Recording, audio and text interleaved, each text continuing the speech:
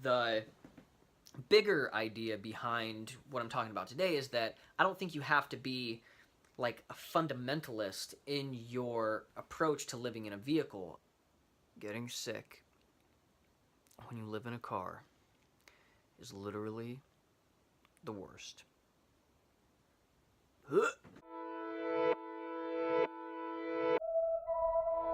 So I'm just kidding. I'm actually not sick right now, but I am going to tell a story about when I was sick, how awful it was, and what I think you should do in the future differently than I did that will make getting sick not so traumatizing.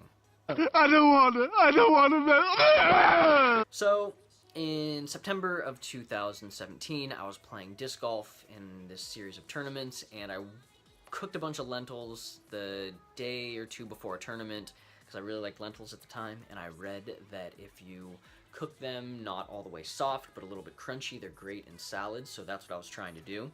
And I undercooked them, and that messed up my stomach, and after researching that, I learned that undercooking lentils and beans and other legumes is actually incredibly poisonous. So I'm pretty certain that I poisoned myself with lentils, and it was absolutely terrible. 100% do not recommend. And that, I believe, lowered my immune system, and then I developed the flu out of that. So I went from lentil poisoning to the worst flu that I ever had in my life. And I really didn't take very good care of myself, and I was living in the car, and it was really hot, and it was, all in all, a bad experience. Yeah, bad as in, it was incredibly hot. I couldn't, I couldn't get comfortable. That was the main thing. I could not get comfortable no matter what I did or where I went. I was constantly on edge because I was afraid I was going to crap my pants, which I ended up doing at a movie theater during the climax of a movie that I had anticipated for years and years. And that was really bad, and it wasn't fun. I had terrible headaches, and it was so hot. And, you know, pooping your pants is just something that you never really forget. And when it happens, it's like, wow, how can you even handle that? And so, being a little bit traumatized from crapping my pants at the movie theater, I felt like this was a video that needed to get made. And I think I have a solution to getting sick when you live in a car. And that solution is pretty simple. It's not an opinion of mine anymore. This is like an absolute necessity. And the solution is, don't stay sick in a car, go to a place where you can be comfortable, and encompassing that is set up a sick fund. And that's basically just $300 to $500 that you set aside so that whenever you get sick in the next year to 2 years, you don't even think about it. You don't even think, oh man, now I gotta pay this money to get a hotel, or I gotta pay to drive to this place where I have a friend, or whatever, or food, whatever. You have this money set aside, and so when you get sick, it's like not even a thought. It's like, oh, I'm gonna throw up, I'm about to crap my pants, not even gonna think about it. Debit card, whatever, hotel, Motel 6, whatever, just any place that you're gonna be comfortable, and you're just sick. You're sick in that place. The problem for me was just that I couldn't get comfortable, no matter what I did.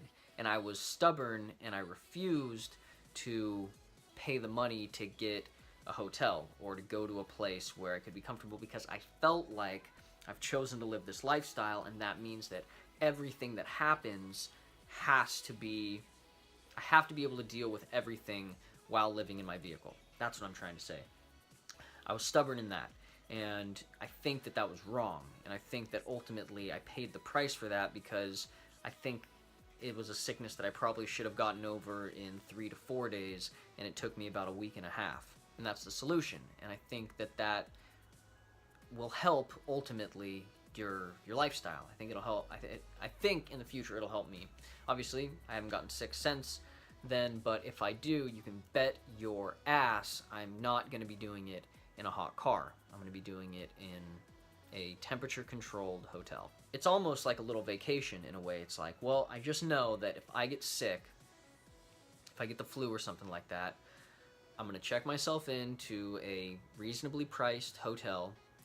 I'm going to stock up on Gatorade. I'm going to order food. I'm going to watch movies. And in a way, I'm kind of looking forward to it because it's kind of like a little vacation. You know what I mean? And I just think that that's something so reasonable to do if you're going to choose to live this lifestyle. And I think the bigger idea behind what I'm talking about today is that I don't think you have to be like a fundamentalist in your approach to living in a vehicle, and that's kind of the way I was, and I think that was my major downfall when I got sick, was that I decided to live in a vehicle, and because of that I felt like I have to go through everything living in a vehicle, getting sick, getting hurt, like if everything, I felt like I had to do it in my car. And I don't think that's right. I think that the joy or the major benefit of living in a vehicle is freedom. You sacrifice luxury for freedom. That's like a Bob Wells idea, and I think it's one of the things that he's right on. And I think that in doing that, the freedom that you get, you can actually supplement with a little bit of luxury when your life goes off the rails a little bit, like when you get really sick or if you're really just going through something that's really difficult. I don't think that there's anything wrong. I don't think that you're committing a sin in a van-dwelling sin by not going through it in your car. I don't think that it's wrong to get a hotel if you get sick. In fact, I think it's right to get a hotel if you get sick, because honestly, getting sick in a car was the most that I've suffered in the last, God, I don't even know. It was just terrible. And it could have just been alleviated by me shelling out $300 and getting a hotel and sticking it out where I had a toilet at All Access instead of like rushing to the supermarket or rushing to Anytime Fitness and, God, just crapping my pants in the car and in the theater. It was just such a bad week. Sorry if that's TMI. I'll put a TMI warning maybe on the thumbnail. So, all of that is to say three things. One, you're going to get sick. It's an inevitability. And since you're going to get sick, it's best to not do that in a car. So, set aside a little bit of money, $300 to $500, so that when you get sick, you can do it in a pretty comfortable environment. And all of that is kind of underneath the idea that just because you live in a vehicle doesn't mean you have to go through everything in a vehicle. Living like this, you sacrifice a lot of luxury for freedom, but that doesn't mean that that sacrifice is permanent. You can always waver a little bit, and if you get sick, it's probably in your best interest to add a little bit of luxury into your life just to help get you through it, and I think that ultimately you will appreciate that luxury a lot more. But, of course, I want to know from you, so if you have anything to add to this conversation, please post in the comments. I'd love to hear what you think.